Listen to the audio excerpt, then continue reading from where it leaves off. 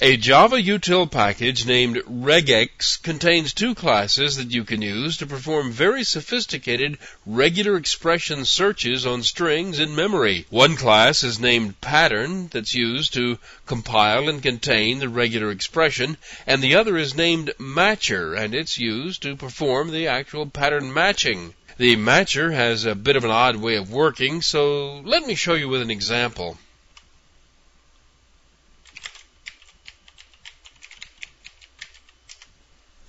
Here is the string that's to be searched for the pattern, and this is the pattern object that contains the regular expression to be used in the search. There are lots of special operators that can be used here in the regular expression for searches, and I'll be showing you those here in just a bit. This expression will match the letter G, then the letter O can be matched more than once, then the letter D. A matcher object is created inside the pattern object and returned by the matcher method. The pattern object is immutable. That is, once the object has been created, the pattern it holds cannot be changed. So the matcher object supplied with a string to be searched, and it's preloaded with the compiled patterns. So now it's ready to go.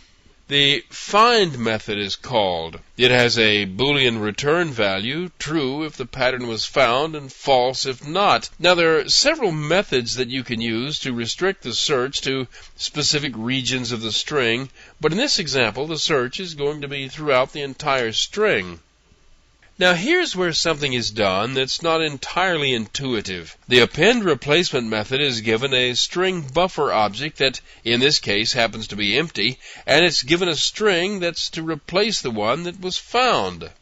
This method call copies all of the beginning portion of the string, the part not including the matched portion, and appends it to the end of the string of characters in the string buffer object. Then it appends the replacement string onto that. So now the string buffer has a replacement version of the string, but only the front part of it. If you wanted, you could search the rest of the string for other matches and do the same thing again.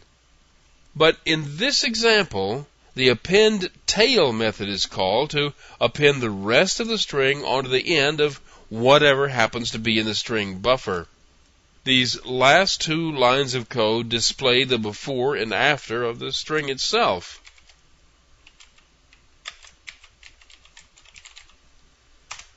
Displayed here, the before and after versions of the string, showing you that the only change is the one word replaced. Now, this was all a very basic operation, sort of a starter. If you want to get a good idea of how this thing works, you'll need to experiment with some of the code yourself. You can do almost anything with it, but it does take a bit of practice.